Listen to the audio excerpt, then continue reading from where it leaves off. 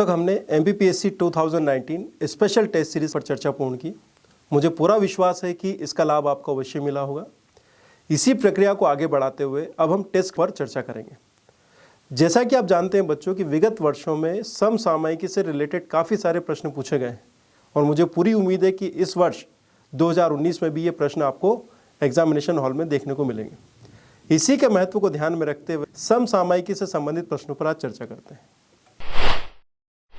प्यारे बच्चों, जैसा कि आपने देखा पिछले कुछ वीडियोस में हमने समसामयिकी पर बात की और करंट अफेयर्स पर बात करते हुए जो बात हमने लगातार आपके सामने रखी वो ये थी कि आप इस बात को समझें कि किस तरह से आधारभूत जानकारियों को समसामयिकी के साथ कोरिलेट किया जाता है और अगर आप ऐसा कर पाते हैं तो आपसे जो मिलने वाला आउटपुट है वो बेहतरीन होगा।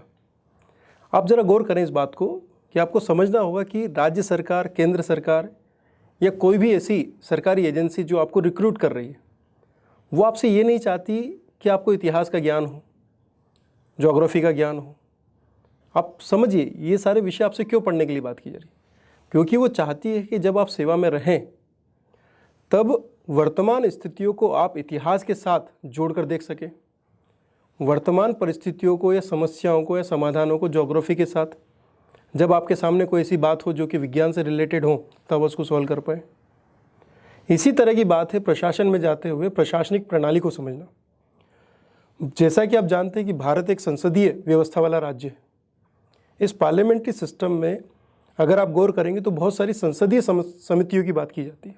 इस पार्लियामेंट्री सिस्टम में बहुत सारी संसदीय समितियों की बात की जाती है और आप देखेंगे IAS की बात हो या स्टेट PCS की, सब इंस्पेक्टर की, या फिर जो तृतीय श्रेणी एग्जामिनेशंस हैं कहीं की भी हो, रेलवे, बैंकिंग, इन सब में संसदीय समितियां पूछ रहे हैं। ये इसलिए पूछी जाती है ताकि आप ये जान सकें कि लगातार जो प्रणाली जिसके अंतर्गत आपका देश शासित हो रहा है वो किस तरह से कार्य कर रहा है। और इस प्रवृत्ति को जानते हुए वो आपसे उम्मीद करते हैं कि आप संसदीय समितियों को जानें। आप जानें प्राक्कलन समिति क्या होती है, आप जानें कि लोक लेखा समिति क्या होती है, वो आपसे जानना चाहती है कि आप तदर्थ समितियों को जानते हैं कि नहीं। और इसी पर बेस्ड अगला प्रश्न आपकी स्क्रीन पर है। जैसा कि आप अपनी स्क्रीन पर प्रश्न देख रहे हैं, प्रश्न है काले धन और सार्वजनिक क्षेत्र के बैंकों के प्रदर्शन की जांच हेतु किसकी अध्यक्षता में संसदीय समिति का गठन किया गया है। देखिए बच्चों, अगर आप 2017 और 18 की घटनाओं को समझते हैं तो आप ये देखेंगे कि काले धन की समस्या को लेकर नोटबंदी की गई।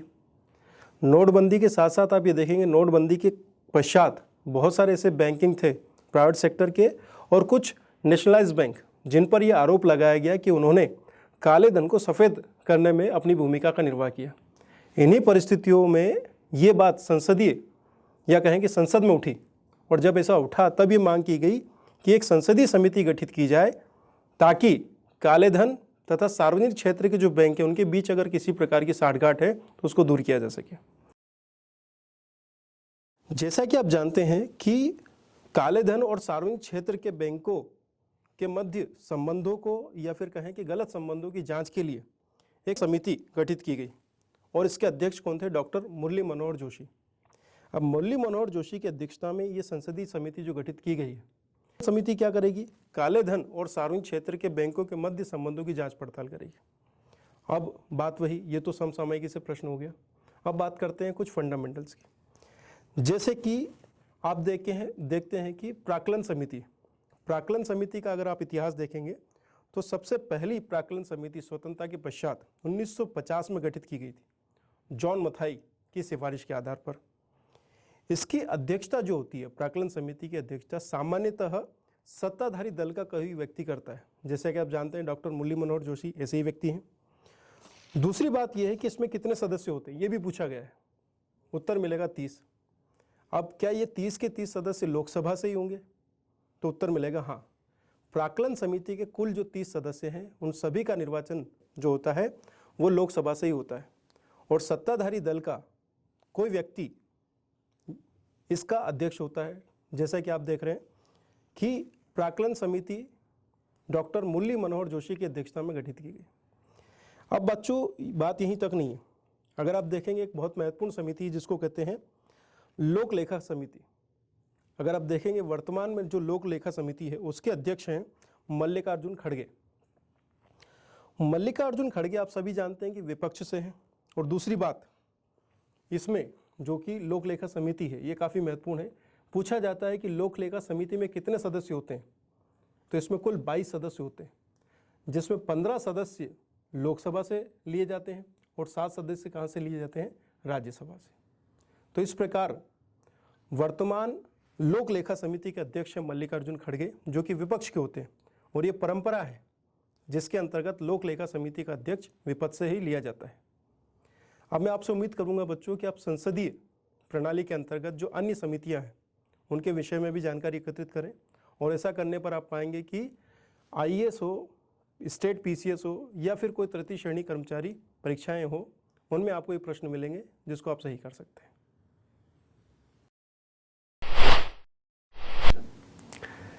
जैसा कि आप अपनी स्क्रीन पर अगला प्रश्न देख रहे हैं, प्रश्न है विश्व कुश्ती चैंपियनशिप 2018 पुरुषों की फ्री स्टाइल स्पर्धा में 65 किलोग्राम वर्ग में स्वर्ण पदक विजेता कौन है?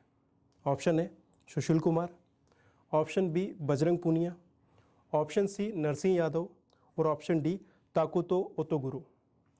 अब देखिए बच्चों, ये जो प्रश्न है ये समसामयिक का है और आप सभी जानते हैं कि आंसर है इसका ताकुतो ओतोगुरो। अब बात केवल प्रश्न की नहीं है, ये जानकारी तो आपको कहीं भी मिल जाएगी। बात इससे आगे की है जो आपके लिए मायने रखती है। बात ये मायने रखती है बच्चों कि बहुत सारे ऐसे प्रश्न आपसे पूछे जाते हैं जिसमें नाम दिए जाते हैं। जैसे फॉर एग्जांपल, भारत का वह पहला रेसलर कौन है जिसने किसी विश्व कुश्ती चैंपियनशिप में दो पदक जीते? आंसर है बजरंग पूनिया। आपसे प्रश्न पूछेंगे कि बजरंग पूनिया कौन है, बजरंग पूनिया किस खेल से संबंधित है? तो बच्चों ध्यान रखें, व्यक्तित्व जो कि खेलकूद से है। आप ये ध्यान रखें कि व्यक्तित्व संबंधी प्रश्न आपके एग्जामिनेशन में पूछे जाते हैं और बहुत सारे व्यक्तित्व ऐसे पूछे जाते हैं जो कि करंट अफेयर से संबंधित है, और उसमें भी खेल कूद से संबंधित व्यक्तित्व ज़्यादा महत्वपूर्ण है क्योंकि वो आपके देश के लिए लगातार कार्य कर रहे हैं और उसको रिकॉग्निशन मिलना चाहिए और उसी रिकॉग्निशन की उम्मीद आपसे की जाती है। अब यहाँ पर जो 3 नाम आपके सामने हैं, कौन कौन? Option number 1 Sushil Kumar. सुशील कुमार की उपलब्धियाँ, उनका खेल क्षेत्र आपको पता होना चाहिए।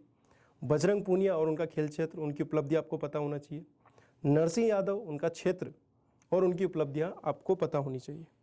जैसे कि मैं ब्रीफ कर रहा हूँ, आप अपनी स्क्रीन पर ध्यान दीजिए।